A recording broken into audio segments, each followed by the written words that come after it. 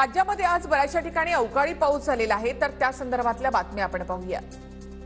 पुण्यामध्ये मुसळधार पावसाला सुरुवात। पुण्यातील कात्रज, स्वारगेट, कोंढवा या भागामध्ये रिमझिम पाऊस, तर सातारा, नाशिक, अहमदनगर, कोल्हापूर, सोलापूर आणि छत्रपती संभाजीनगरमध्ये सुद्धा वादळी वाऱ्यासह पावसाची शक्यता, हवामान विभागाची माहिती। नाशिकमध्ये अनेक भागामध्ये पावसाची हजेरी। अचानक आलेल्या पावसाने नाशिककरांची तारांबळ। कोल्हापूरच्या वारणासह परिसरामध्ये अवकाळी पाऊस, शेतीच्या मशागतीसाठी शेतकऱ्यांना दिलासा। अहमदनगर शहर आणि पारनेरमध्ये मुसळधार पाऊस, सोसाट्याचा वारा आणि पाऊस आल्यामुळे नागरिकांची तारांबळ। सांगलीच्या वाळवा तालुक्यामधील कुरळप या परिसरामध्ये अवकाळी पाऊस, वादळी वाऱ्यासह जोरदार गारपीट। गारपिटीमुळे आंबा पिकाचं आणि भाजीपाल्याचं देखील नुकसान।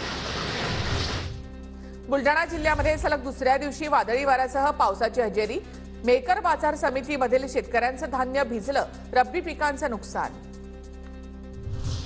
अचानक आलेल्या पावसामुळे कळमना कृषी उत्पन्न बाजार समितीत साठवून ठेवलेली मिरची भिजली। मिरची भिजल्यामुळे व्यापारी आणि शेतकरी दोघांचंही नुकसान। पुण्यामध्ये वादळी वाऱ्यामुळे आणि पावसामुळे झाडपडीच्या 21 घटना। सहकार नगर, पद्मावती भागात झाडपडीमुळे चारचाकी वाहनांचं मोठं नुकसान। राज्यामध्ये वादळी वाऱ्यासह पावसाचा अंदाज। पुढील 3 दिवस विदर्भ, मराठवाडा आणि दक्षिण मध्य महाराष्ट्रात येलो अलर्ट जारी।